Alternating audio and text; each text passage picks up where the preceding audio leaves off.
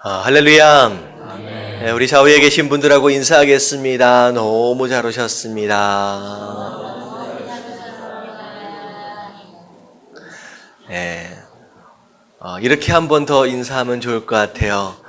참 수고가 많으십니다. 시작. 네, 보면 많이들 수고하고 계신 것 같아요. 우리 지난주에 안타까운 일로 인하여서 쉽지 않은 한 주간을 보내셨을 텐데, 그래도 하나님 앞에 예배하러 나온 우리 유 집사님을 위해서 우리가 함께 격려의 박수 한번 해드리도록 하겠습니다. 할렐루야. 정말로 믿음으로 견디어 나아가면서 어떻게든 승리해 보리라 라고 결단하는 어떤 그런 모습들이 눈에 보여지는 가운데 저렇게 살아야 하는데 라고 하는 귀감도 되어지고요. 우리가 홀로 되어짐이 아니라 함께 성도 되어짐으로 인하여서 우리 같이 손 붙들고 그렇게 기도하며 나아가야 될 줄로 믿습니다. 그리고 금요 예배 같은 이런 경우에는요, 여러분들 혹시 기도 제목이 있으신 분들은 강단 위에다가 기도 제목을 올려주시면 특별히 또 함께 기도 제목을 놓고 그렇게 기도할 수 있는 시간들을 갖도록 하겠습니다. 그래서 주일 예배 때는 워낙에 순서들도 많고 하시는 헌금들도 많아서 하나하나 소개해드릴 수 있는 상황이 안 되잖아요, 예배는. 근데 금요 예배 때는 기도할 수 있는 시간들이 좀 되면 좋을 것 같습니다. 그래서 이따가 좀 기도하실 때 기도 제목이 2개가 올라왔어요.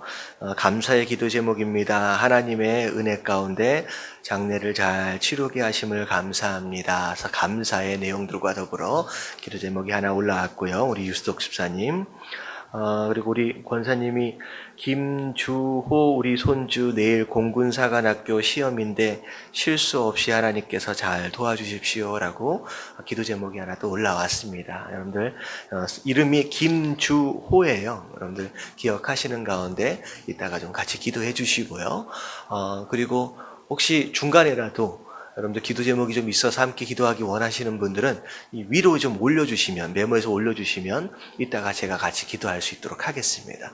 우리 교인들이 참 부끄러움이 참 많아서 같이 앞에 나와서 좀 안수하고 기도하려고 그랬더니만 잘 못 나오세요. 그래가지고 대표 기도자만 제가 기도를 좀 해드리고 계시는데, 여러분들 이런 기회들에 이제 우리 성도들이 많이 없을 때 나와서 기도를 많이 받으십시오. 같이 기도하면 좋습니다. 많이 성도들이 막 생기지면 되면 나중에 쉽지 않으니까. 그래서 좀 쑥스러워서 못 나오신 분들은요, 제목들을 적어서 금요 예배 때 올려주시면 제가 같이 기도할 수 있도록 그렇게 하도록 하겠습니다. 아셨지요? 네. 자, 오늘 말씀은 여호수아 5장 10절서부터 우리 쭉 살펴보도록 하겠습니다. 자, 5장 10절부터 11절까지 말씀 같이 한번 읽도록 하겠습니다. 시작. 또 이스라엘 자손들이 길갈에 진쳤고 그달 14일 저녁에는 여리고 평지에서 유월절을 지켰으며 유월절 이튿날에 그 땅의 소산물을 먹되 그날에 무교병과 볶은 곡식을 먹었더라. 자, 여호수아 5장입니다. 여호수아 5장 우리가 10절서부터 쭉 보고 있습니다. 자, 이스라엘 백성들이 여호수아와 더불어서 어떤 강을 건너느냐? 요단강을 건넜습니다. 배를 만들어서 건넌 것도 아니고 마치 40년 전에 홍해를 건넌 것과 같은, 어떻게 보면 비슷한 어떤 하나님의 기적으로 말미암아 이제 그 요단강을 건너게 되었다라고 하는 것이죠. 자, 그래서 요단 동편에서 서쪽으로 들어왔습니다. 어찌 보면 적지 안으로 이미 들어온 상태다라고 생각하면 돼요. 이미 뒤에는 물이 있고요. 이제 앞에는 적들이 쫙 깔려 있는 상태입니다. 자, 그런 가운데 하나님께서 뜬금없이 여호수아에게 어떤 명령을 내리셨느냐? 자, 40년 동안 광야에서 행진을 하는 삶을 살았기 때문에 너희 남자들이 할례를 행하지 못하였지 않느냐. 자, 이 할례는 남자들이 요즘에 하고 있는 복용수술과 같은 것입니다. 그래서 할례를 행하지 못하였지 않느냐. 자, 이제 새롭게 너희에게 허락하신 이 가나안 땅을 누리기 위해서 너와 나와의 언약을 다시 한번 새롭게 하자. 너희가 나의 백성이고 내가 너희의 하나님이다라고 하는 언약을 새롭게 하는 의미에서 이 할례를 행하라고 하나님 말씀하시는 거죠. 어떻게 보면 여호수아 그 명령을 듣는 여호수아 입장에서 볼 때도 이스라엘 입장에서 볼 때도 참 이해하기 쉽지 않은 상황입니다. 왜냐하면 할례를 행하게 되면 심지어 한 달에 이르기까지 남자들이 거동할 수 없는 상황이 벌어지거든요. 더군다나 이미 요단강을 건너서 적지 안으로 들어와 버린 이런 상황 가운데서 할례를 행한다라고 하는 것은 어떻게 보면 자살하는 것과 마찬가지의 어떻게 보면 어리석은 행동일 수 있다는 거죠. 하지만 하나님께서 명령하셨기 때문에 그것이 내 마음에 이해가 되어지지 않든 상관이 없이 뭐 하기로 작정했어요? 순종하기로 작정했습니다. 그래서 여호수아도 마찬가지고 백성들도 마찬가지고 누구 하나 안 됩니다. 큰일 납니다. 이게 말이 됩니까? 라고 반문하는 자들이 없이 모두 순종하게 됩니다. 자, 그리고 이 할례라고 하는 것은 사실 어떤 의미에서 보면 사실 요단강을 물을 멈추게 해서 건넌 상황들에 대해서 가나안 민족들이 많이 알고 있는 상태예요. 그 사건으로 인하여서 가나안 족속들이 두려움에 떨고 있습니다. 마치 촛농이 녹아내리는 것처럼 마음이 녹아내렸다라고 얘기하고 있어요. 자, 요단강 하나를 건넌 것으로 말미암아 이미 가나안 전투에 뭘 제압한 거예요? 기선을 제압한 상황이에요. 두려워 떨고 있는 적들을 향하여 이제 밀고 들어가기만 하면 되는데, 여러분, 전쟁은 중요한 게 타이밍이거든요. 이 절호의 타이밍을 뭐 하면서 시간을 보냈느냐? 할례를 하면서 한 달을 보내버리는 거죠. 참 전략적으로 볼 때는 참 어리석은 것 같지만 그것 또한 우리의 생각과 하나님 생각은 다르다는 거죠. 그래서 하나님의 말씀하심에 전적으로 순종하는 가운데 결국은 할례를 행하게 됩니다. 자, 그런 다음에 자 이제 공격하러 들어갑시다 라고 할 쯤 되었을 때 하나님께서 뭐라고 얘기하느냐? 자, 유월절이라는 거죠. 절기를 지내기 위해서 유월절을 중심으로 해서 7일 동안의 무교절을 지내라 라고 하는 명령하시는 겁니다. 그러면서 결국은 전쟁하여 공격하는 타이밍을 계속 하나님께서 뒤로 늦추시고 계시는 거죠. 자, 그런 가운데 자, 무슨 일이 벌어졌느냐?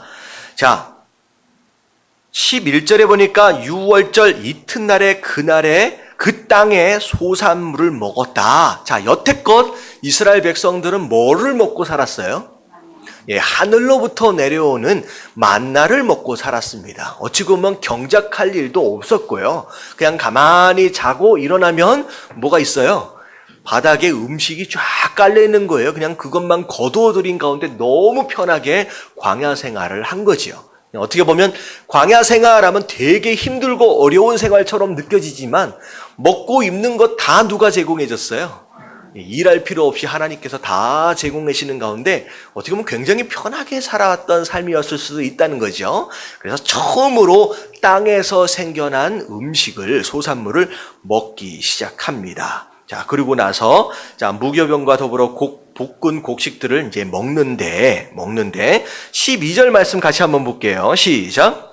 또 그 땅의 소산물을 먹은 다음 날에 만나가 그쳤으니 이스라엘 사람들이 다시는 만나를 얻지 못하였고 그해 가나안 땅의 소출을 먹었더라. 예, 경작할 수 있는 땅 안에 들어와서 그것에 대한 소산을 먹는 순간 그 다음 날서부터 뭐가 안 내렸어요?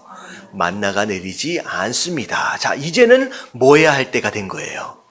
이제는 경작하여 땀을 흘릴 때가 됐다는 거죠. 그리고 그것으로 말미암아 스스로 또 먹을 것을 먹어야 할 때가 왔다는 겁니다. 그래서 신앙생활을 하다 보면 필요를 따라 하나님께서 제공해 주시는, 아무것도 안 했는데도 불구하고 알아서 채워주시는 역사가 있는가 하면 또 어느 순간에는 내가 또 땀을 흘려서 열심히 일해야 할 때도 있다라고 하는 것입니다. 그래서 초신자 때 아무것도 못할 때를 못하고 모를 때는요, 기도만 했다 하면 마치 하늘에서 만나가 내리는 것처럼 덜컥덜컥 응답들이 막 올 때가 있어요. 자, 근데 자, 신앙생활을 1년, 2년, 3년 직분도 받고 사역자도 되어지고 목사도 되어지고 여러 과정들을 통하여서 성장하게 되면서 자, 응답의 횟수들이 어떻게 되어지는 것을 보게 되느냐? 점점점 줄어지는 것들을 보게 됩니다. 이게 하나님이 떠나서가 아니에요. 우리의 믿음의 분량을 따라서 우리가 순종하고 해야 할, 움직여야 할 분량들을 하나님께서 넓혀가시는 모습들이다라고 하는 것이죠. 그래서 가나안 땅 안에 들어와서는 우리가 경작하는 것을 통하여 하나님께서 응답하시기 이제 시작하십니다. 그래서 이제는 그 땅의 소산을 먹게 되는 거예요. 그래서 첫 해에는요, 이스라엘 백성들이 경작한 게 아니죠. 이미 누군가에 의해서 뿌려진 씨앗으로 말미암아 저절로 생겨난 그 소출로 이제 음식을 먹게 됩니다. 그리고 나서 그 다음에서부터는 뭐 해야 돼요? 이제 경작을 하게 되었다라고 하는 것입니다. 그래서 우리가 신앙생활을 하면서 하나님께서 우리로 하여금 좀 땀 흘리도록 하시고 경작하도록 하시고 또 수고하도록 하신다라고 하는 것은 하나님께서 우리 삶 가운데 일하시지 않는 것이 아니라 우리의 분량을 따라서 하나님께서 우리를 테스트하시고 우리를 더 다른 훈련들로 이끌어 가시는 것인 줄로 믿습니다. 그래서 사람들마다 하나님께 테스트하시는 시험의 분량들이 달라요. 여러분들 내게 허락하시는, 내게 기대하시는 분량이 어느 정도냐라고 하는 것들을 여러분들이 인식하시는 가운데 여러분 수고하실 수 있는 저와 여러분들 되시길 주님의 이름으로 축원합니다. 자, 그리고 나서 여호수아가 여리고 가까이 이제 갑니다. 자, 이미 정탐꾼을 보내서 한번 정탐을 한 상황이고요. 그 라합이라고 하는 그 사건, 그 스토리가 이미 앞에 있었었지요. 자, 그런 가운데 자, 누구를 만나느냐? 여호수아 앞에 한 사람이 칼을 들고 서 있는 거죠. 자, 여호수아가 묻습니다. 네가 나의 적이냐 아니면 나의 아군이냐 물어봅니다. 그랬더니만 그 사람이 뭐라 그래요? 나는 여호와의 군대 대장이다. 자, 하나님의 군대 대장이 여호수아를 찾아왔어요. 자, 왜 찾아왔을까요? 자, 앞으로 있어지게 될 전쟁, 비록 너희가 칼을 들고 싸우는 것 같지만 누가 하시는 것이라는 거예요. 하나님이 하시는 거예요. 그래서 전쟁의 승부는 누구에게 달려 있느냐? 하나님께 달려 있습니다. 자, 우리가 얼마나 많은 군사를 준비했느냐, 얼마나 많은 훈련들을 했느냐라고 하는 것을 따라 승리를 거두는 것이 아니라 하나님이라는 거죠. 하나님이 이 전쟁의 주인 되신다라고 하는 것을 말씀해 주시기 위해서, 또 어떻게 보면 용기를 불어넣어 주시기 위해서 여호수아에게 직접 눈에 보일 수 있도록 형상으로 나타나 보이십니다. 자, 그런 가운데 15절 말씀 같이 한번 읽어볼게요. 시작. 여호와의 군대 대장이 여호수아에게 이르되 내 발에서 신을 벗으라. 내가 선 곳은 거룩하니라 하니 여호수아가 그대로 행하니라. 그러면 하나님께서 신을 벗으라라고 명령하신 사람은 성경에 딱 두 사람이 있습니다. 자, 첫 번째는 누구예요? 자, 모세였고요. 자, 모세의 그 다음 리더십이 되어지는 이 여호수아마저도 너무나도 비슷한 장면 안에서 신을 벗으라라고 말씀하고 계십니다. 자, 신을 벗으라 이유가 뭐예요? 이 땅은 네가 선 곳은 뭐하기 때문에? 거룩한 것. 왜 그 자리가 거룩해요? 여러분, 그 자리에 하나님 계시기 때문에 거룩한 거예요. 여러분, 어디가 거룩한 곳이냐? 여러분, 어디가 거룩한 곳이냐면요, 하나님이 계시는 그곳이 거룩한 곳입니다. 그래서 그 자리에 서 있는, 그 거룩한 곳에 서 있는 자들에게 하나님께서 뭘 요구하시냐? 그분과 더불어 함께 거룩하기를 원하신다라고 하는 것이죠. 그래서 앞으로 전쟁을 감당해야 할 이 여호수아에게 있어서 가장 첫 번째 필요한 것이 무엇이냐? 거룩함이에요. 거룩함이에요. 하나님과 더불어 하나님을 닮아서 그 거룩함을 가지고 있을 때 그 거룩함이 여호수아가 준비해야 할 가장 중요한 능력이다라고 하는 것이죠. 그래서 거룩함. 자, 그리고 신을 벗으라라고 했을 때 또 가장 중요한 또 의미가 뭐라고 말씀을 드렸느냐? 신을 벗으라. 무슨 뜻이라 그랬어요? 맨 마지막 네 번째였던 것 같아요. 자, 종은 신을 신지 않습니다. 신을 신는다, 신을 벗는다라고 하는 것은 앞에 서 있는 자에게 내 모든 권리를 포기한다라는 거예요. 그래서 하나님께서는 그 거룩함과 동시에 여호수아에게 네가 행사할 수 있는 그 어떤 권위도 어떤 권리도 내 앞에서 다 내려놔라는 거예요. 이제는 네가 계획하는 것이 아니라 네가 꿈을 꾸는 것이 아니라 내가 말하는 대로 내가 명령하는 대로 뭐 하라는 거예요? 순종하라라는 거죠. 그게 신을 벗으라라고 하시는 하나님의 명령이에요. 그래서 앞으로 전쟁을 수행함에 있어서 여호수아가 가장 중요하게 가져야 하는 것이 무엇이냐라고 하는 이 거룩함과 온전한 순종의 모습. 자, 이게 결국은 이 가나안 정복의 가장 중요한 키가 되어집니다. 그래서 거룩함과 이 순종으로 말미암아 나중에 보면 여리고성을 무너뜨리고요. 그 다음 전쟁이 뭐예요? 아이성에 대한 전쟁의 이 거룩함과 그 순종이 무너졌기 때문에 아이성의 전투를 실패하게 되는 거예요. 이 두 가지가 가장 중요한 내용이 됩니다. 자, 그래서 뭐가 가장 중요하다고요? 우리의 능력은 거룩함이에요. 그리고 또한 우리의 능력은 절대적인 순종입니다. 자, 내 생각은 그런 게 아닌데요 라고 반문하지 않는다라고 하는 것이죠. 자, 그 다음 넘어갑니다. 자, 6장 1절서부터 2절까지의 말씀 같이 한번 읽어봅니다. 시작. 이스라엘 자손들로 말미암아 여리고는 굳게 닫혔고 출입하는 자가 없더라. 여호와께서 여호수아에게 이르시되 보라, 내가 여리고와 그 왕과 용사들을 내 손에 넘겨 주었으니 너희 모든 군사는 그 성을 둘러 성 주위를 매일 한 번씩 돌되 엿새 동안을 그리하라. 자, 하나님께서 이스라엘 백성들에게 여리고성을 정복하기 위해 기상천외한 전략을 가르쳐 주시는데, 자, 뭐라고 말씀하시느냐? 너희가 성 주변을 매일 한 바퀴씩 돌으라는 거죠. 한 바퀴씩. 자, 그리고 나서, 그 다음에는 맨 마지막 7째 날에는 몇 바퀴 돌으래요?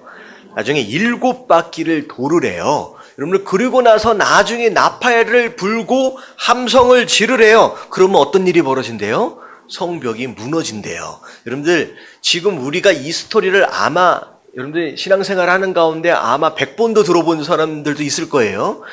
그러려니 할 수도 있지만 처음 이 전략에 대해서 듣고 있는 이스라엘 백성들과 여호수아는 굉장히 황당하고 당황스러웠을 거라는 거죠.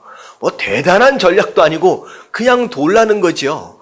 어떻게 그게 성벽이 무너질 수 있는 상황이 되겠느냐? 여러분들 이해할 수 없는 거예요. 근데 생명의 삶 위에 보니까 뭐라고 나와 있어요? 이성과 상식을 초월해도 믿음으로 순종하는 거예요. 여러분들, 이게 믿음이에요. 다 이해가 되어질 수 있고 누군가가 다 설명해 준 상황이다라고 한다면 그 다음에 움직이는 건 누구나 할 수 있는 거예요. 하지만 이해되어질 수 없고 상식적으로 납득되어질 수 없는 것에 대한 순종, 그러면 이게 진짜 순종이다라고 하는 거, 여러분 꼭 마음에 새기시길 주님의 이름으로 축원합니다. 아멘 하셨어요? 이렇게 꼭 얘기를 했는데 나중에 딴 얘기하는 사람이 제 생각에는 그렇지 않는데요. 여러분, 그게 아니라는 거예요. 할렐루야. 자, 그게 믿음이에요. 근데 제가 이 말씀을 읽으면서 참 여리고성 전투는 되게 재밌는 전투일 것 같아요. 왜냐하면 마지막 날에 7바퀴를 도를 수 있는 정도의 규모라는 거예요. 그러면 하루에 6일 동안 한 바퀴씩 도르라는 얘기는 여러분 한 바퀴를 도는데 몇 분이나 걸렸을 것 같아요. 여러분 마지막 날 7바퀴를 하루 만에 다 돌 수 있어요. 그러면 아침에 9시 정도 시작해가지고 저녁 6시까지 7바퀴를 돌았다라고 한다면 한 바퀴 도는데 약 1시간이 넘으면, 조금만 넘으면 돌 수 있는 정도의 거리입니다. 사이즈가. 여리고성이 엄청나게 커가지고 하루 종일 돌 수 있는 그 규모가 아니라 하루에 7바퀴를 단번에 돌을 수 있는 사이즈에, 그러면 6일 동안에는 뭐 한 거예요? 아침 9시 정도 일어나서 한 1시간 반 동안 싹 돌고 나서 그 다음에 뭐 했어요? 그 다음엔 집에 가서 잔 거예요. 여러분, 이런 전쟁이 어디 있겠느냐는 거죠. 그럼 이게 이해가 될 수 있는 전쟁이냐는 거죠. 이게 하나님께서 하시는 일들 가운데 하나라는 거죠. 하나님은요, 우리의 이성과 상식을 초월하신 분이신 줄로 믿습니다. 근데, 자, 무엇을 앞세워서 행진하라고 말씀하셨느냐? 언약궤를 앞세워서 행진하라고 말씀하셨는 거예요. 이 얘기는 뭐냐면, 하나님의 말씀의 인도하심 가운데 우리가 순종하는 거예요. 우리가 어떤 걸음을 가든 언약궤보다 앞서가면 됩니까? 안 됩니까? 안 되는 거예요. 말씀 중심, 그리고 말씀이 인도하는 데만큼만 우리가 순종하면 순종해 가는 것이 그게 진짜 순종이래요. 그러면서 자 10절을 보니까 하나님께서 굳이 그렇게 하라고 말씀하신 것 같지는 않은데 여호수아가 백성들에게 명령한 내용들이 있어요. 자 10절을 같이 한번 읽어볼게요. 다 같이 시작. 여호수아가 백성에게 명령하여 이르되 너희는 외치지 말며 너희 음성을 들리게 하지 말며 너희 입에서 아무 말도 내지 말라. 그리하다가 내가 너희에게 명령하여 외치라 하는 날에 외칠지니라 하고. 어쩌면 하나님의 명령이었을 수도 있고요. 특별히 뭐에 대한 하나님 명령이 있었느냐? 침묵에 대한 명령이 있었습니다. 자, 이 침묵에 대한 명령은 하나님께서 우리에 대해서 너무 잘 아시는 거예요. 자, 생각해 보자고요. 이스라엘 백성들이 지금 남자만 60만 명이에요. 자, 여자까지 합하면 뭐 150만 명에서 200만 명 된다라고 치면 그 많은 사람들이 자, 어떤 사람은 믿음으로 하나님 함께 하시면 되겠지라고 생각하는 사람이 있을 수도 있겠지만 그 가운데 한 바퀴씩 도는 가운데 야, 이거 돈다고 무너지겠느냐라고 생각하는 사람이 그 200만 명 가운데 한 사람이라도 있을까요? 없을까요?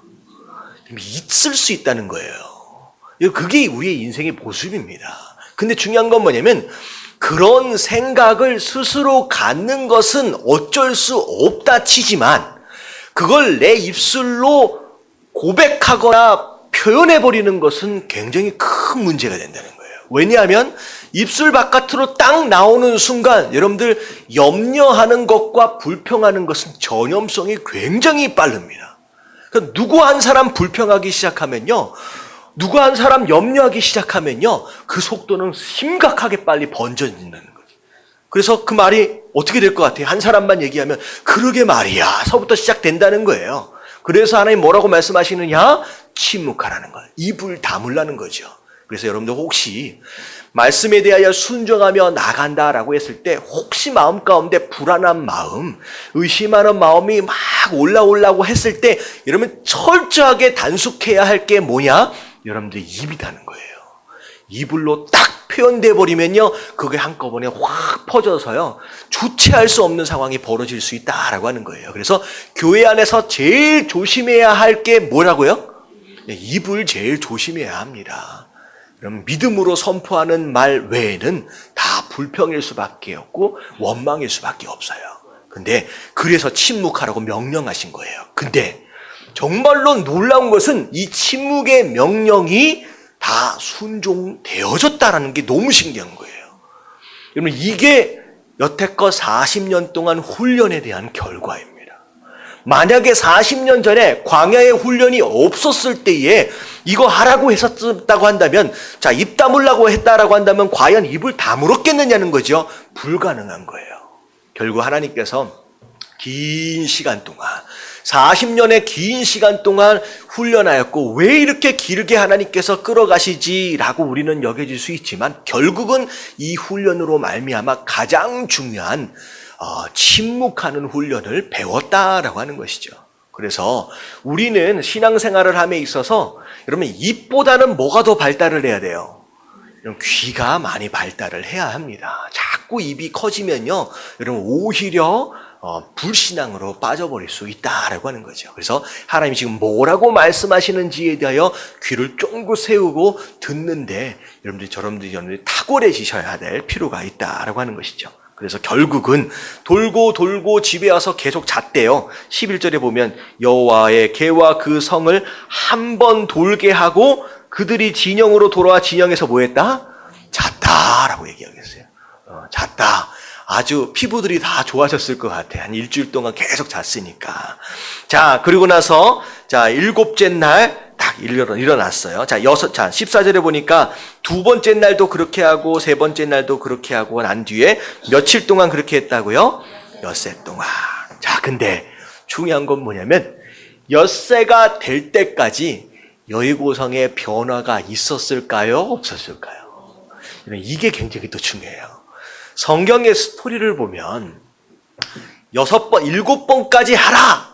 라고 했을 때 7번까지 아무런 변화가 없는 경우가 거의 대부분이에요. 자, 어떤 경우가 있었어요? 저기 누구? 나아만 장군. 요단강에 가가지고 뭐라 그랬어요? 7번 씻으라 그랬죠. 근데 성경에 보면 6번째 들어갔다 나올 때까지 변화가 있어요, 없어요? 없어요. 예, 여러분들 하나님의 역사하시면 막 이런 겁니다. 마지막까지 순종했을 때 그때 기적이 일어나죠. 여러분 점차적으로. 그러니까 한 바퀴 돌았더니 여기 조금 금이 가고 요만큼 한 바퀴 돌았더니 저기 금이 가기 시작하고 그러면요. 여러분들 순종하기 되게 쉬울 것 같잖아요. 그런데 하나님 그렇게 역사하시지 않더라고요. 내 삶 가운데 마지막 순간까지 순종하는 모습들을 하나님께서 보기를 원하시는 거예요. 정말로 우리가 눈으로 볼 때에 내가 한 번씩 할 때마다 조금씩 기적에 대한 어떤 징조가 막 보여지기 시작하면 너무 쉬울 것 같지만 하나님께서는 그렇게 역사하시지 않는다라고 하는 것을 기억하시면서 끝까지 하나님 응답하실 때까지 완전히 순종할 수 있는 저와 여러분들 되시길 주님의 이름으로 축원합니다. 자, 15절 말씀 같이 한번 읽어볼게요. 시작. 7째 날 새벽에 그들이 일찍 일어나서 전과 같은 방식으로 그 성을 7번 도니 그 성을 7번 돌기는 그날뿐이었다. 자, 7번까지 쫙 다 돌았어요. 하나님께서 말씀하신 명령하신 대로 완벽하게 순종했습니다. 자, 그리고 나서 7번째 제사장들이 나팔을 막 불었어요. 그리고 나서 백성들에게 자, 외쳐라라고 얘기를 하는데, 자, 17절에 보니까 자, 뭐라고 얘기하느냐? 이 성과 그 가운데 있는 모든 것은 하나님께 다 바쳐진 것이라는 거죠. 너희 것이 아니다. 너희가 취해서는 안 된다라고 말씀하세요. 명령합니다. 그 대신 그 안에 있는 기생 라합과 그 집에 동거하는 자는 모두 살려주라. 이는 우리가 보낸 사자들을 그가 숨겨 주었기 때문이다. 결국은 정탐꾼과 한 약속을 지키기 위해서 기생 라합의 가족들은 구해줄 것을 특별히 따로 이제 명령합니다. 자, 그리고서 제차 18절에 보니까 다 하나님의 것이므로 절대 손대지 말라, 취하지 말라라고 재차 강조를 하는 것이죠. 자, 그리고 은금과 동철 기구들은 다 하나님의 것이기 때문에 그건 어디로 드리라는 거죠? 하나님의 곳간, 여호와의 곳간으로 드려라라고 이야기합니다. 자, 그리고 나서 자, 기적이 일어납니다. 20절 말씀 같이 한번 읽어볼게요. 시작. 이에 백성은 외치고 제사장들은 나팔을 불매 백성이 나팔 소리를 들을 때 크게 소리질러 외치니 성벽이 무너져 내린지라. 백성이 각기 앞으로 나아가 그 성에 들어가서 그 성을 점령하고. 예, 하나님 말씀하신 대로 나팔을 불고 소리를 확 지르니까 정말로 그 견고했던 성이 마치 모래성처럼 무두두 이렇게 뭐라고 해야 되죠? 우르르라 해야 되나? 어쨌든 그렇게 무너져 내리게 됩니다. 결국은 이 여리고성에 대한 기적, 여리고성에 대한 승리는 결국 무엇을 통하여 가능한 것이냐? 순종이에요. 순종이다라는 거죠. 결국 우리 앞에 놓여진 수많은 여리고성들, 결국은 우리가 이 가나안 땅을 누리기 위해서는 결국 무너뜨려야 할 성들이라는 거죠. 근데 이 성들은 무엇으로 무너지는 것이냐? 우리의 순종을 통하여 무너지는 것이다라는 거죠. 그래서 신앙생활에서 가장 중요한 것이 뭐냐라고 얘기하면 신앙생활이잖아요. 가장 중요한 건 믿음이에요. 믿음이에요. 근데 그 믿음 있음은 무엇으로 나타난다? 순종으로 나타나는 겁니다. 결국은 중요한 게 뭐냐라고 얘기하면 믿음 플러스 순종이라고 얘기할 수 있지만 한마디로 뭐라고 얘기하면 돼요? 그냥 순종이라고 얘기하면 믿음까지를 다 포함한 것이 된다는 거죠. 그래서 결국은 첫 번째 성 여리고성이 무너지게 됩니다. 자, 그리고 나서 모든 것들을 다 하나님께 바쳐지기로 되어 있었고요. 그리고 나서 22절에 보니까 맨 처음에 정탐했던 두 사람은 어디로 향했어요? 기생 라합의 집으로 향합니다. 왜냐하면 다른 이스라엘 사람들은 라합이 어떻게 생겼는지 몰라요. 그러니까 얼굴을 아는 사람은 유일하게 이 두 사람, 정탐꾼 두 사람밖에 없잖아요. 그러니까 이 두 사람이 먼저 이제 기생 라합을 찾아가게 됩니다. 자, 그랬더니, 자, 23절 다 같이 한번 읽어볼게요. 시작. 정탐한 젊은이들이 들어가서 라합과 그의 부모와 그의 형제와 그에게 속한 모든 것을 이끌어내고 또 그의 친족도 다 이끌어내어 그들을 이스라엘의 진영 밖에 두고. 여러분, 이 기생 라합의 집에 찾아갔더니, 자, 라합 혼자 있었던 것이 아니에요. 누가 있었어요? 부모와 형제와 심지어 누구까지? 친척들까지 다 와 있었다는 거죠. 여러분들, 이 기생은 그냥 기생이 아니었던 거예요. 여러분, 생각해 보세요. 이 여리고성이 무너질 것이다. 이 여리고성이 질 것이다. 결국은 이스라엘이 들어와서 정복하게 될 텐데 우리 집에만 들어와 있으면 살려주기로 했다라고 하는 이 이야기가 여러분들 전해진다라고 했을 때, 자 보세요. 자, 전해지게 되면 기생 라합을 신뢰하지 않는 사람이다라고 한다면 집에 들어오지 않았을 뿐만 아니라 이런 얘기를 하고 있는 기생 라합을 가만히 뒀겠느냐는 거죠. 그러니까 기생 라합이 그냥 몸을 파는 그런 여자가 아니라는 거예요. 여러분들 가족들이 기생 라합을 신뢰한 거예요. 여러분 이게 전도에 대한 내용입니다. 전도한 거예요. 가족들을 우리 집안에만 있으면 다 살게 된다라고 전도한 거예요. 근데 친척들까지 다 집안에 들어와 있다라고 하는 것은요, 보통 어려운 일이 아니다라고 하는 것이죠. 여러분, 평소에 라합이 어떤 삶을 살았느냐라고 하는 것에 대한 결과예요.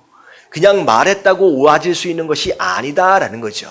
그래서 전도는 물론 내가 말로 증거하는 것이 중요한 것일 수도 있지만 내가 평소에 어떻게 살아왔느냐라고 하는 것을 굉장히 크게 반영한다라고 하는 것이죠. 평소에 신뢰를 차근차근 쌓아갔던 사람, 그리고 뭐라고 얘기해도 믿어줄 만한 그런 사람이 라합이었기 때문에 친척들까지 다 들어와 있는 거죠. 그리고 라합은 사랑받는 사람이었어요. 여러분, 사랑받는 사람이 아니면요, 여러분들 바로 끌려가서 그냥 처형당합니다. 결국은 첩자를, 정탐꾼을 살려준 사람이 되잖아요. 결국은 여리고를 위험에 빠뜨린 장본인이 되는 거예요. 여러분, 그래서 여러분 전도를 정말로 잘하길 원하신다라고 한다면 두 가지가 있어야 돼요. 여러분, 주변 사람들한테 뭐를 받아야 돼요? 신뢰를 받는 사람이 돼요. 내가 저 사람이 얘기하는 것만큼은 내가 믿을 수 있다라고 하는 신뢰가 생겨야 돼요. 여러분, 그건 두 번째는 뭐예요? 여러분, 사랑받는 사람이 되십시오. 내가 저 사람이 이야기하는 것은 내가 참 믿기는 쉽지 않지만 내가 저 사람 얼굴 봐서라도 내가 한번 가주겠다라고 하는 그런 마음, 그런 사랑을 받는 사람이 여러분 전도를 잘하는 사람이 된다라고 하는 거예요. 여러분들, 이런 사람들이 먼저 되어지시게 되길 주님의 이름으로 축원합니다. 이렇게 보면 전도 잘하는 사람은 그런 특징들이 있어요. 할렐루야.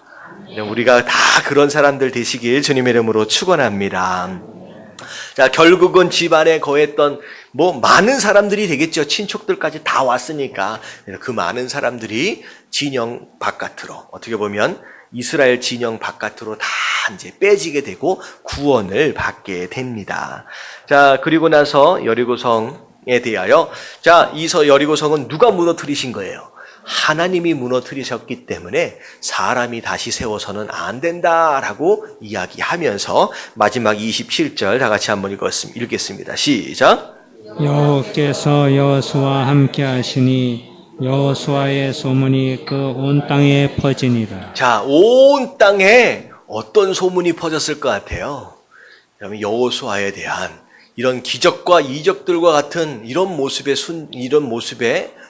사건들이 온 이 가나안 땅에 다 퍼져나가게 됩니다. 그래서 자, 마지막 27절 말씀을 읽으면서 제가 무슨 생각을 했냐면, 세상 사람들이 참 소문들을 잘 듣잖아요. 마치 이스라엘에 대한 소문, 여호수아에 대한 소문이 그렇게 빨리 이 가나안 땅에 막 퍼진 것처럼 저희 예담교회, 우리 예담교회에 대한 소문이 어떻게 퍼졌으면 좋겠다라고 하는 그런 생각이 드는 거예요. 그럼 예담교회에 대한 소문, 단순히 담임 목사가 어떻다, 예배가 어떻다라고 하는 그런 누구 한 사람에 대한 소문이 아니라 우리 전체 그 교회에 다니는 성도들은 이런 성도들이더라라고 하는 소문, 좀 좋은 소문들이 멀리 퍼져나가게 되기를 주님의 이름으로 축원합니다.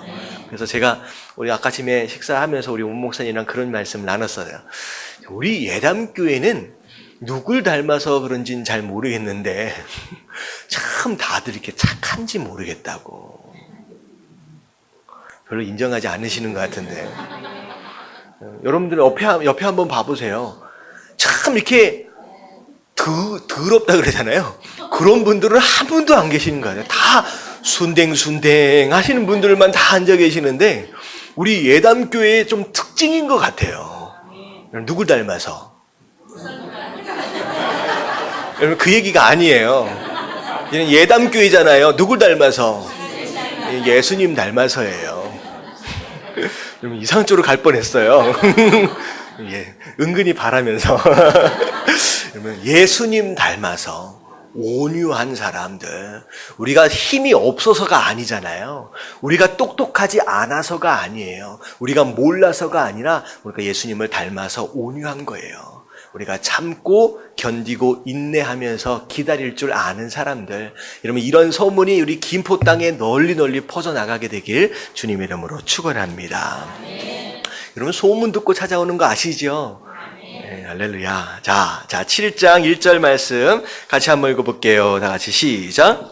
이스라엘 자손들이 온전히 바친 물건으로 말미암아 범죄하였으니 이는 유다 지파 세라의 증손 삽디의 손자 갈미의 아들 아간이 온전히 바친 물건을 가졌음이라.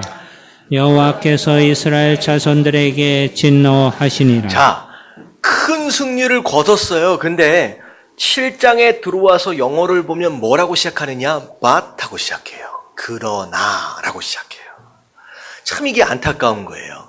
자, 어떻게 보면 결국은 앞으로 있어지게 될 전투에 대한 심각한 이제 문제가 되어질 수 있는 상황인데, 자, 아간이라고 하는 사람이 전부 다 하나님의 것이다 라고 이야기했음에도 불구하고 그 재물들 가운데 일부를 스스로의 것으로 취했다는 거죠. 저는 이 말씀을 읽으면서 그 생각을 했어요. 자, 몇 명이에요?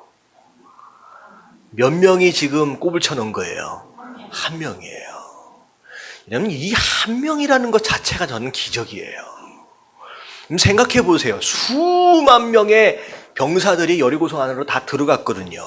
근데 어떻게 딱 한 명 꼽을 쳐 나왔느냐는 거죠. 여러분 이건 거의 불가능한 거예요.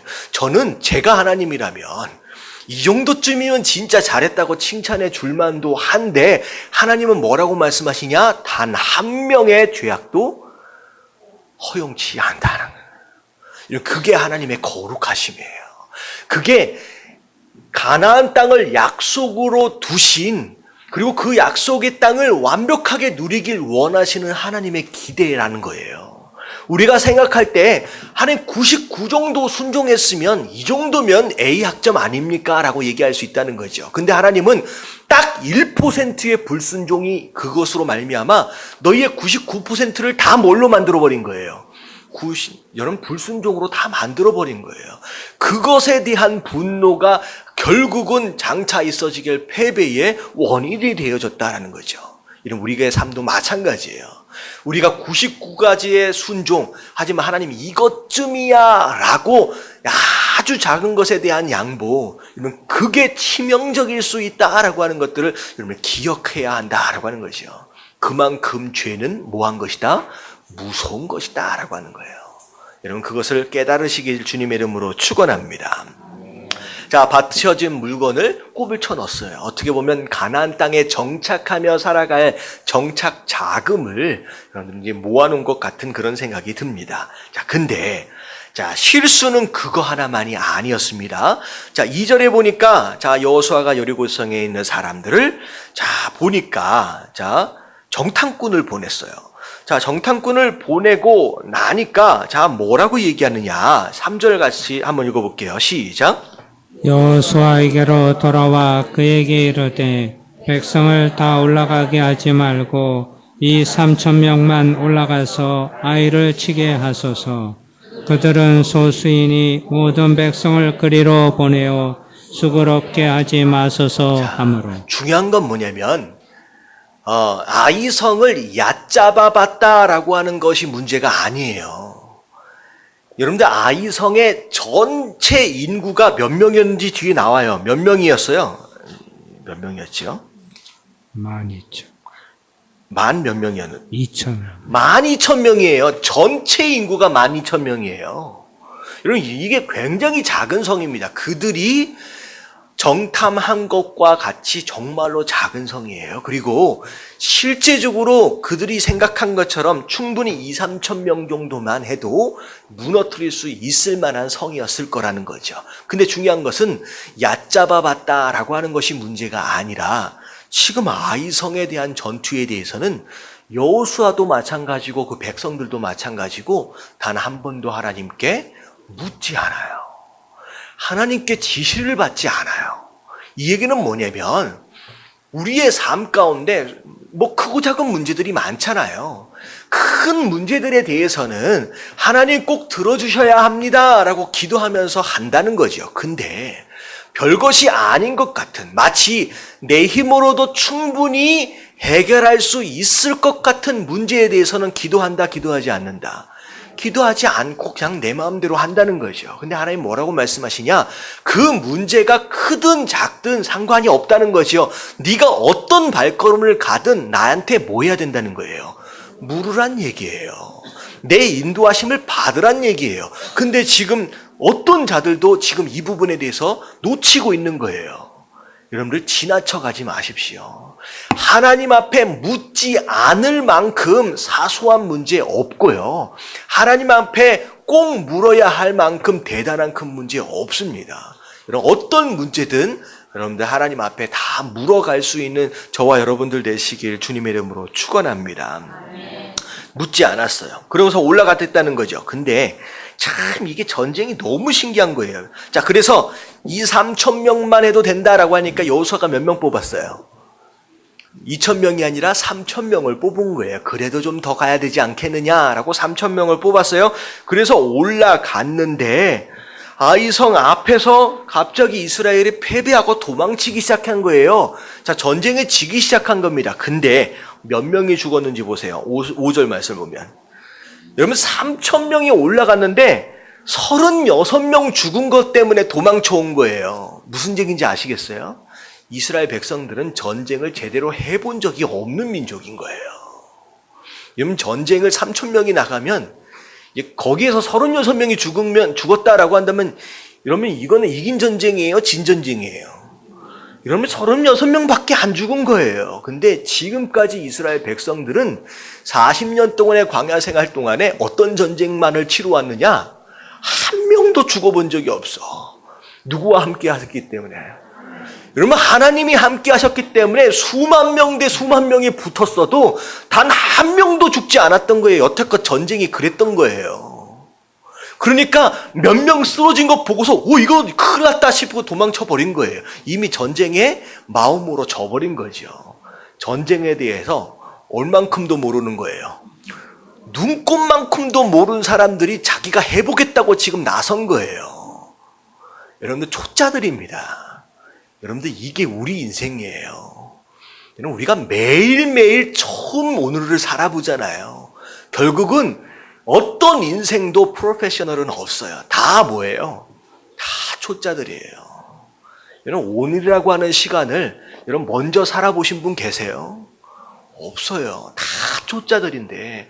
근데 이상하게 좀 살아봤다고, 조금 뭐 경험해봤다고 마치 자기가 대단해 뭘 안 것처럼 묻지 않고 막 나선다라고 하는 것이죠. 요즘 브랜드니 너무 나대가지고 참 불안불안해요. 요즘 이게 일어서기 시작하고 막 기어다니는 속도가요 엄청 빨라요. 눈 깜짝할 사이에 막 가요. 좀 다쳤어 또. 그러니까 눈을 뗄 수가 없어요. 얘를 어떻게 해야 될지 걱정이 됩니다. 에밀리 키울 때는 안 그랬거든요. 얘를 어떻게 묶어놔야 되나. 그러니까 계속 지켜보지 않으면 별의별 일이 일어나요. 근데 참 용감해. 아무데나 막 기어가는 것 보니까 참 용감해. 모르니까 용감한 거예요. 여러분 초짜들은 용감해질 수밖에 없습니다. 여러분 용감하게 여러분 그렇게 살아가지 마시고 여러분 한 걸음 한 걸음을 제발 물어가시게 되길 주님의 이름으로 축원합니다. 자, 그래서 그 36명 3,000명 가운데 36명 몇 분의 몇 정도 됐는지 계산도 안 되네요. 0.1%예요. 0.1% 죽은 것 같아 마음이 녹아내렸대요. 물처럼. 그랬더니 또 여호수아도 이런 전쟁은 처음이죠. 옷을 찢고서 슬픔에 잠깁니다. 자, 이르되 슬프도소이다. 7절입니다. 주 여호와여 어찌하여 이 백성을 인도하여 요단을 건너게 하시고. 여러분 이건 굉장히 또 원점으로 돌아가는 얘기를 해요. 여호수아도 어쩔 수 없는 사람인 것 같아. 지금 여기까지 와놓고선 지금 40년 전에 이스라엘 백성들이 가데스 바네아에서 했던 그 얘기를 똑같이 하는 거예요. 자, 같이 한번 읽어볼게요. 7절 말씀은 처음부터 시작. 이르되 슬프도소이다. 주 여호와여 어찌하여 이 백성을 인도하여 요단을 건너게 하시고 우리를 아모리 사람의 손에 넘겨 멸망시키려 하셨나이까.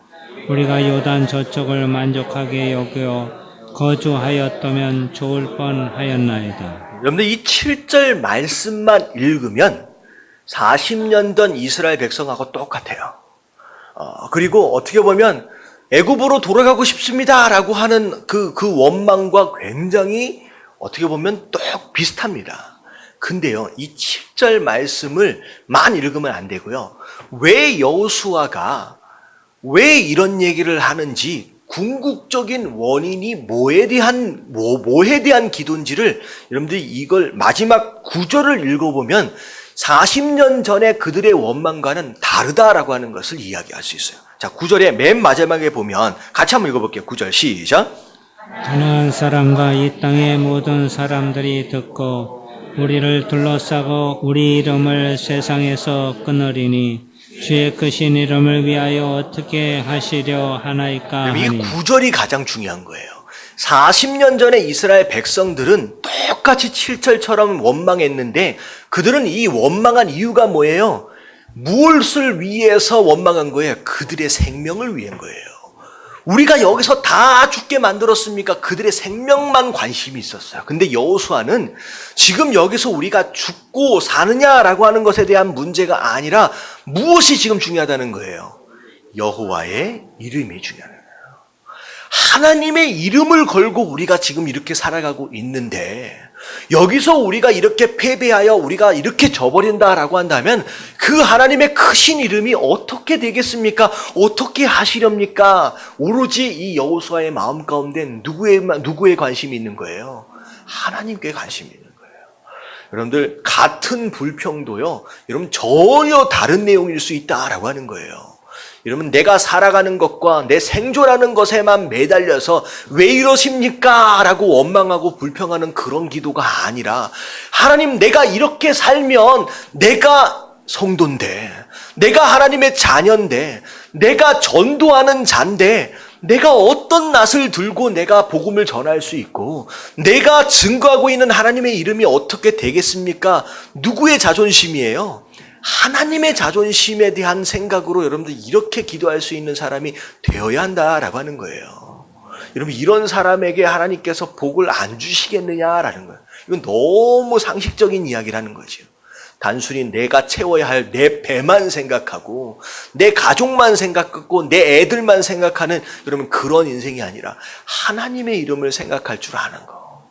그런 사람을 하나님이 쓰신다는 거예요. 다윗을 그렇게 쓰셨고요. 그러면 쓰임 받은 많은 사람들이 결국 하나님께 영광이라는 거예요. 모세도 마찬가지입니다. 모세가 나중에 그 그 어느 사건이냐면 그 금송아지 사건 때문에 하나님께서 싹 다 진멸해 버리신다고 할 때 모세가 하나님 앞에서 중보기도하는데 결국은 뭐예요? 누구의 이름? 하나님의 이름이에요. 결국 이들을 광야에서 다 죽게 만들면 하나님이 어떤 하나님이 되겠습니까? 라고 하는 것이 그 중보기도의 키였잖아요. 여러분 이런 기도를 우리가 해야 될 줄로 믿습니다. 자, 그래서 여호수아는 40년 전에 이스라엘하고 똑같아요, 달라요? 다른 거예요. 자, 다 넘어갈게요. 자, 10절 말씀 11절까지 같이 한번 읽어봅니다. 시작. 여호와께서 여호수아에게 이르시되 일어나라 어찌하여 이렇게 엎드렸느냐 이스라엘이 범죄하여 내가 그들에게 명령한 나의 언약을 어겼으며 또한 그들이 온전히 바친 물건을 가져가고 도둑질하며 속이고 그것을 그들의 물건들 가운데에 두었느니라. 자, 죄를 지었으면 슬퍼하고 주저앉아 있을 것이 아니라 빨리 뭐 해야 돼요? 일어나서 빨리 해결을 해야 된다는 거예요. 빨리 일어나라. 지금 울고 있을 때가 아니라는 거예요. 그러면서 11절에 자, 내가 한 언약을, 내가 한 명령을 어긴 자가 있다는 거죠. 숨긴 자가 있다. 그래서 하나님께서 뭐라고 말씀하시냐. 12절에 보니까 그러므로 이스라엘 자손이 그들의 원수 앞에 능히 맞서지 못한 것이었다라는 거죠. 결국은 하나님 앞에 거룩하지 못했고 하나님 앞에 불순종했던 그것이 이스라엘의 무엇이 되어버렸느냐? 무능함이 되어버렸다는 거예요. 그러니까 성도의 능력은 거룩함과 순종이라 그랬잖아요. 반대로 거룩하지 못하고 불순종하게 되면 그것 자체가 성도의 뭐가 돼버린다? 무능함이 돼버린다는 거예요. 그래서 왜 나는 무슨 사역을 해도 항상 문제만 있고 열매가 없느냐? 내가 뭔 일을 해도 뭔만 해도 잘 안 되느냐? 여러분들 두 가지의 문제가 있는 경우가 많아요. 무엇이냐? 거룩함과 순종의 문제가 있는 경우예요. 여러분 그 부분에 문제가 생기면 뭘 해도 무능해지는 거예요. 아무것도 안 된다는 거죠. 그래서 여러분 교회 사역도 마찬가지고 여러분들의 삶도 마찬가지예요. 세상 사람들은 가지고 있는 재주를 따라서 가지고 있는 재능을 따라서 열심히 일하면 한 것만큼 보상을 얻는 것이 세상 사람들이 사는 방법입니다. 근데요 우리가 성도가 딱 되어지는 순간 이 원리에서 우리가 나오게 되는 거예요. 우리가 열심히 산다고 잘 되는 게 아니에요. 되게 억울한 것 같죠? 그러면 열심히 산다고 되는 것이 세상의 원리라고 한다면 성도의 삶의 원리는 열심이 아니에요. 두 가지예요. 거룩함과 순종이에요. 그게 능력이고요. 그걸 잃어버리면 뭘 해도 잘 안 돼요. 그걸 잃으면요. 사업도 안 되고요. 직장 생활도 안 되고요. 신앙 생활도 안 되는 거예요. 그래서 가장 중요한 이 두 가지를 절대 놓치지 마시게 되길 주님의 이름으로 축원합니다. 이걸 놓치면 그게 너희의 무능함이었다라고 이야기를 하는 거예요. 그래서 뭐라고 했냐? 맨 마지막 12절 맨 마지막 부분에 보면 내가 다시는 너희와 함께 있지 아니하리라. 여러분 능력이 하나님의 함께 하심이었는데 하나님의 함께 하심이 떠나버리니까 그게 무능함이 되어버린 것이죠. 그래서 하나님께서 자 너는 일어나서 백성을 거룩하게 하라는 거죠. 불순종한 것들에 대하여 빨리 제거해내라는 거죠. 자, 그러면서 쭉 나오는 내용이 뭐냐면, 자, 제비를 뽑아서, 자, 범인을 잡는 거예요. 범인을 잡아서 하나님께서 뽑혀진 자에 대한 것의 모든 것들을 다 제거하고 다 불살라버려라 라고 하나님께서 말씀하십니다. 그래서 16절, 17절, 18절에 제비를 뽑았더니, 자, 누가 뽑혔어요? 자, 아간이 뽑혔습니다. 자, 아간이 뽑혔어요. 그래서 그 성경 안에 이렇게 보면 간간히 이런 모습으로 이제 사람을 이제 찾아내는 방법들이 좀 간간히 좀 있습니다. 자, 그런데 자, 19절, 20절 말씀 여러분 잘 들어보셔야 돼요. 자, 한번 같이 한번 읽어볼게요. 시작. 그러므로 여호수아가 아간에게 이르되 내 아들아 청하노니 이스라엘의 하나님 여호와께 영광을 돌려 그 앞에 자복하고 내가 행한 일을 내게 알게 하라. 그 일을 내게 숨기지 말라 하니 아간이 여호수아에게 대답하여 이르되 참으로 나는 이스라엘 하나님께 여호와께 범죄하여 이러이러하게 행하였나이다. 자, 아간이 걸렸어요. 그래서 여호수아가 뭐라고 얘기했네? 다 자백하라 라고 얘기했더니 아간이 어떻게 했어요? 다 자백했어요. 다 자백했어요. 근데 자백했음에도 불구하고 22절부터 쭉 보니까 결국은 온 가족들과 더불어 다 어떻게 됐어요? 다 죽임을 당합니다. 자, 용서를 받은 거예요? 못 받은 거예요? 못 받았어요. 분명히 아간이 내가 여차저차 내가 이것도 숨겼고 저것도 숨겼고 다 얘기했거든요. 다 자백했는데 마치 회개한 것 같거든요. 그런데 소용이 없었어요. 용서받지 못했어요. 심판받았어요. 왜 용서하지 못했을까? 왜 용서받지 못했을까? 왜 그랬을 것 같아요? 자백하면 하나님 뭐라고 말씀하세요? 자백하면 다 용서해 주시겠다. 다 사하여 주시겠다 말씀하셨는데 아간은 사함을 받지 못했잖아요. 왜 못 받았어요? 여러분, 사함을 받지 못할 만한 죄는 없어요. 없어요. 사함 받지 못한 이유는 뭐냐면 이미 아간은 마치 뭐한 상태냐? 심판대 앞에 서버린 상태예요.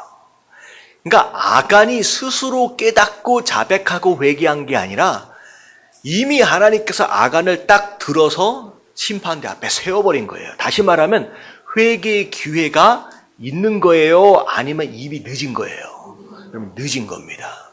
여러분, 아무리 모든 것을 다 자복하고 회개한다라고 할지라도 여러분, 심판대 앞에서의 자복은 의미가 있어요? 없어요? 없어요. 이미 다 드러난 다음에 하나님께서 스스로 다 들추어 내버리신 다음에 자백과 회개는요 의미가 없는 것이다 라고 하는 거죠. 여러분, 우리도 마찬가지예요. 여러분, 회개와 자백에 대한 기회는 딱 어느 때까지예요? 우리가 생명을 가지고 이 땅에 있을 때까지만이에요. 우리가 죽음을 맞이하고 심판대 앞에 딱 서버리는 순간은 아무리 자복하고 아무리 회개한들 소용이 없는 거, too late이에요. 이것을 우리가 알아야 돼요. 자, 아간이 만약에 먼저 하나님께서 이런 거죠. 제비를 뽑고 있는 상황이다라고 한다면, 백성들이 다 알고 있는 거잖아요. 조마 설마 이 많은 사람들 가운데 내가 뽑힐까 안 걸릴 줄 알고 계속 기다린 거예요. 만약에 제비를 뽑는다라고 했을 때 아간이 나서서 내가 잘못했습니다라고 자복하고 회개했다라고 한다면 혹시 몰라요. 근데 하나님이 다 드러난, 이미 심판대 앞에 딱 서서 다 드러난 다음에서의 자백은 의미가 없는 것이다 라고 하는 거죠. 여러분, 이 땅에 살아계실 동안 하나님의 철저하게 회개하심으로 용서받고, 여러분 용서받은 여러분 이런 자유인의 삶을 사실 수 있는 저와 여러분들 되시길 주님의 이름으로 축원합니다. 자, 뭘 훔쳤냐면, 자, 시날 산의 아름다운 외투 한 벌을 훔쳤대요. 여러분, 시날이라고 하는 것은 시날 평야다, 산이다, 이렇게도 알려져 있는데 이게 바벨론입니다. 바벨론에서 수입해서 온 아주 좋은 외투입니다. 자, 그리고 은 200세겔과 금 550세겔. 자, 은이 한 2kg 정도, 금이 약 500g 정도예요. 이게 굉장히 큰 것일 수 있지만 그 많은 물건들 앞에서 여러분들 훔쳐왔다라고 얘기하기에는 굉장히 작은 것일 수 있다는 거죠. 근데 뭐라고 얘기하느냐? 자, 이 아간이, 자, 은 20세겔과 그 무게가 50세겔 되는 금덩이 하나를 뭐 했다? 보았다. 보고 나서 어떤 마음이 생겼다? 욕심이 생겼다라고 했네요. 그래서 한자성어로 그런 말이 있잖아요. 견물생심. 우리가 자꾸 보면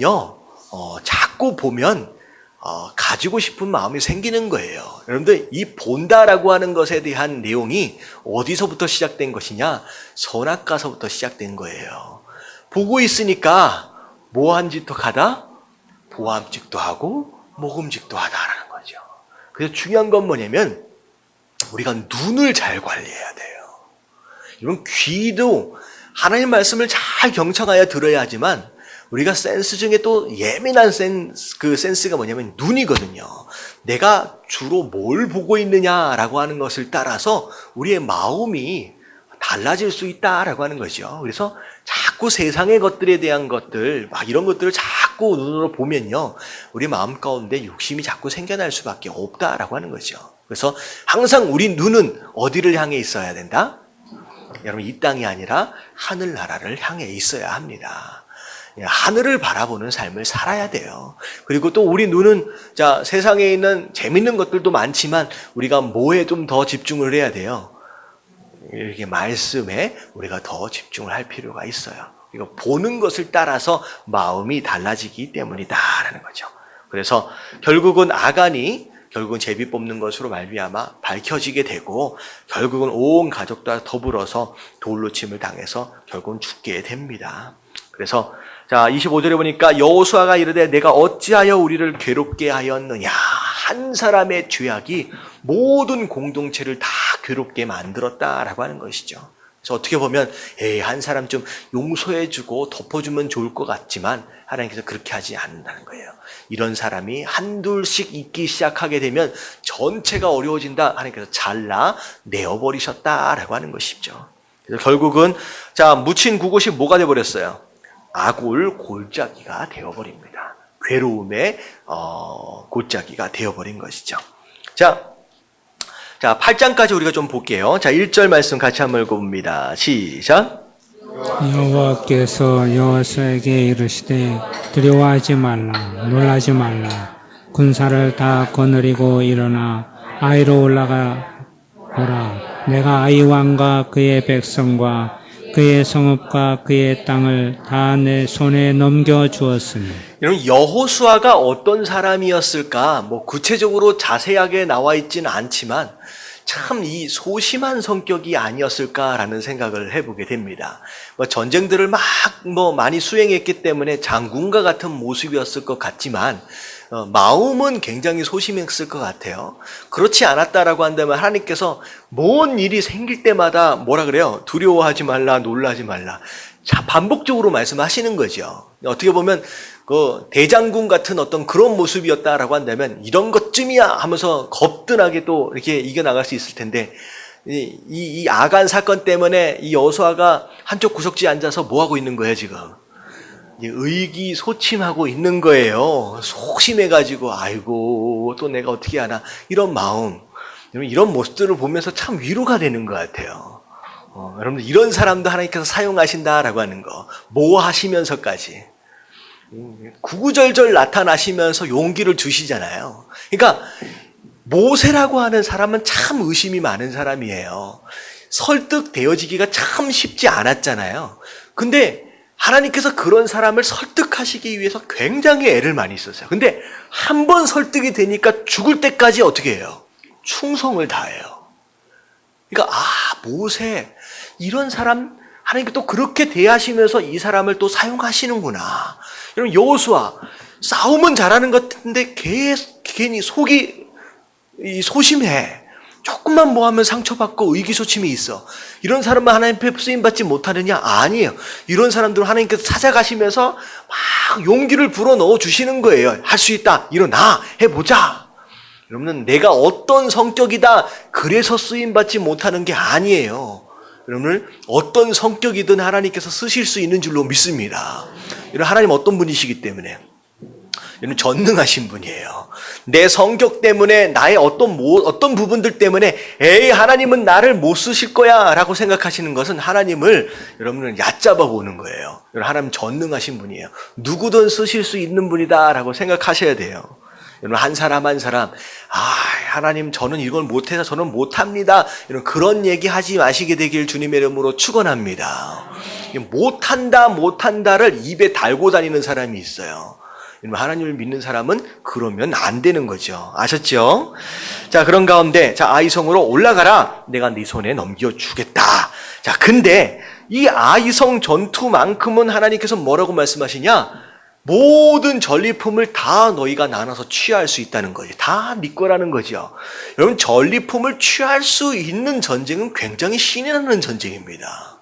그렇잖아요. 보이는 것마다 내가 다 챙길 수 있는 거예요.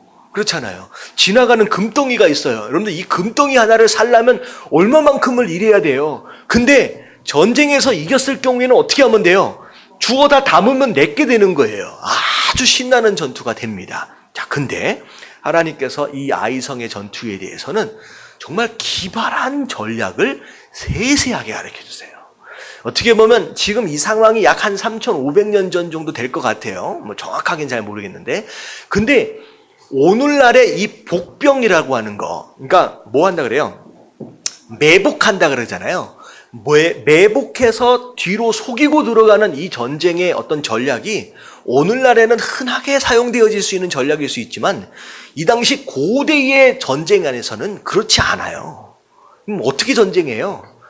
그냥 숫자 대 숫자로 그냥 밀어붙여가지고 누가 끝까지 남느냐가 이기는 거예요. 그래서 한 10,000명 대 20,000명이 붙으면 결국은 10,000명 대 10,000명에서 죽을 때까지 그냥 가는 거예요. 결국은 전쟁에서 이겨봤자 몇 명은 죽어요. 한 10,000명 죽을 건 생각하는 게 고대의 전투입니다. 그리고 혹시 그 자료 화면에서 제가 봤는데요. 그 옛날에 그 미국의 무슨 전쟁이라 그래요? 남북전쟁 맞아요? 남북전쟁을 할 때 그 전략을 보니까 진짜 황당하더라고요. 어떻게 전쟁했냐면요. 총 들어있는 사람이 멀쩡하게 서가지고 조준해서 쏴요. 숨지도 않아요. 그럼 뒤에 있는 사람 뭐 하고 있어요? 장전하고 있어요. 서서 맞으면 죽는 거예요. 그리고 나서 죽으면 그 자리에 또 서가지고 쏘는 거예요. 이런 멍청한 전쟁이 어디 있어요? 이게 불과 몇 년 전이에요? 여러분, 불과 150년, 200년 전의 전투가 바로 그런 전쟁이에요. 여러분, 이런 전략은요, 굉장히 기발한 거예요. 감히 누구도 생각하지 못하는 전쟁이에요. 자, 어떻게 하게 됐느냐? 자, 아이성이 있으면 매복조 복병을 따로 분리해가지고 숨어 있으라는 거예요. 한쪽에 숨어 있어라. 그리고 본진은 뻔히 보이는 앞으로 가서 대기하라는 거예요. 그래서 공격하라는 거죠. 공격하다가 지는 척 가서 도망가면 아이성에 있는 사람들이 어떻게 할 거라는 거죠. 야, 잘됐다. 이번에 기회니까 싹 쓸어버리자라고 성 안에 있는 군사들까지 다 쏟아져 나올 거라는 거예요. 심지어 몰까지 열어놓고 문까지 열어놓고 흥분해서 문까지 열어놓고 쏟아져 나오는 거예요. 자, 그럴 때 버젓이 열려있는 문 안으로 어떻게 하면 돼요? 걸어 들어가면 되는 거예요. 그래놓고 뭐 하래요? 불질러라. 그럼 어떻게 돼요? 한창 아이성 사람들이 막 쫓아가고 있는데 뒤돌아보니까 자기 성이 불타고 있어. 그럼 어떻게 돼요? 돌아갈 성이 없는 상황 가운데 쫓아가자니 애매하고 돌아가자니 애매하고 이제 황당해진 거죠. 그럴 때 성 안에 들어와서 불을 질렀던 군사들이 성 바깥으로 나가서 뒤를 치라는 거예요. 그래서 적들을 앞에 뒤에다 놓고선 싸잡아가지고 도망치지 못하게 해가지고 다 진멸하라는 거죠. 이러면 이거는 완벽한 전쟁이에요. 여러분, 하나님은 지혜로우신 분이신 줄로 믿습니다. 앞에 여리고성처럼 바보 같고 멍청해 보이는 말도 안 되는 그런 일들로 기적을 일으키실 수도 있지만 사람이 감히 생각하지 못하는 이런 획기적인 전략을 통하여서도 하나님께서 충분히 일하실 수 있는 분이라는 거죠. 뭐 하기만 하면 돼요. 그냥 우리는 뭘 하라고 하든 상관없어요. 그냥 우리는 순종만 하면 그냥 이기는 거예요. 자, 어떻게 했어요? 하나님께서 여호수아에게 말씀하신 그대로 다 행했다라고 하는 거죠. 그게 그냥 그 말씀이에요. 자, 9절까지 그런 내용입니다. 자, 그리고 나서 18절로 쭉 넘어와서 정말로 하나님께서 말씀하시는 대로 다 일찍 일어나서 점호를 다 해요. 자, 18절에 백성을 점호했다라고 하는 말이 있어요. 그럼 점호가 뭐예요? 한 사람 한 사람을 이름을 불러가면서 숫자를 다 센 거예요. 물론 여호수아가 센 건 아니겠죠. 지금 8장 10절입니다. 8장 10절이에요. 백성들에 대한 리더십들이 다 돌아가면서 했겠죠. 여러분, 이건 굉장히 큰 의미를 갖습니다. 왜냐하면 아이성의 첫 번째 전투에서 실패한 원인이 무엇이었느냐? 몇 사람의 불순종? 딱 한 사람의 불순종이에요. 자, 이제는 그 한 사람도 놓치지 않겠다라는 거예요.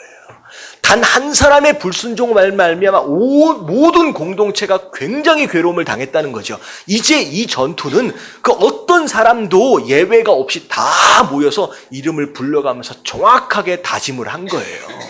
이런 모습이 지금 이 전쟁의 시작에 나타납니다. 자, 그리고 나서 11절서부터 이제 북쪽의 진을 이제 본대가 치고, 자, 아이성 서쪽에다 매복조를 하고, 자, 그렇게 해가지고 복병을 만들어서 정말로 하나님께서 말씀하시는 대로 그렇게 이 전쟁을 수행하게 됩니다. 자, 그래서 18절에 보니까 막 뭣도 모르고 성 바깥으로 막 쫓아오고 있는 아이성, 그 도망치는 듯 하면서 하나님께서 손을 들라라고 얘기를 하니까 손을 딱 드니까 매복조가 딱 들어가게 돼서 결국은 이 아이성을 정복하게 됩니다. 자, 그래서 23절에 보니까 아이 왕에 사로잡혔어요. 여호수아 앞에 끌려오게 됩니다. 결국은, 자, 오늘 좀 기억해야 할 내용은 뭐냐면 결국은, 자, 거룩함과 순종이 우리의 능력이라고 얘기했어요. 자, 그 거룩함과 순종과 더불어서 하나만 더 추가하면 여러분 겸손입니다. 겸손. 이게 뭐냐면 여리고성에 대한 승리로 인하여서 마음 가운데 뭐가 들어갔어요? 교만함이 들어간 거예요. 자, 이 정도쯤이면 내 힘으로도 충분히 할 수 있다. 하나님이 도와주지 않아도 된다고 생각한 거예요. 여러분들, 겸손은 이것도 못하고 저것도 못하고 저는 별 볼 일 없는 사람입니다 라고 얘기하는 게 겸손이 아니라 뭐가 겸손이냐? 하나님이 도와주시지 않으면 나는 아무것도 할 수 없습니다 라고 인정할 줄 아는 게 겸손이에요. 뭐가 교만이냐? 하나님 없어도, 하나님 도와주시지 않아도 나 혼자서 또 해볼 수 있겠습니다 라고 하는 게 교만이라는 거예요. 결국은 철저하게 하나님 말씀하시는 대로 순종하며 따라간 이 겸손. 자, 세 가지죠. 첫 번째는 거룩함, 두 번째는 순종, 세 번째는 겸손함이 우리의 성도의 능력이 되고요. 결국은 그 능력으로 말미암아 아이성조차도 정복하게 되었다라고 하는 것입니다. 자, 그래서 오늘 말씀은 거기까지 23절까지만 보도록 하겠습니다. 자, 우리 같이 함께 좀 찬양하시면서 우리 세 가지 배웠어요. 하나님 백성됨의 진짜 능력이 어디에서 오느냐? 우리의 숫자나 우리의 실력이 아니라 거룩함과 순종과 겸손함에서 온다라고 하는 것을 우리가 배웠는데, 하나님 우리의 매일매일 삶 가운데 하나님 이 세 가지를 항상 기억하게 하시고 이렇게 한 발자국 한 발자국 나갈 수 있는 사람들 되게 해달라고 우리 다 같이 한번 찬양할 수 있도록 하겠습니다.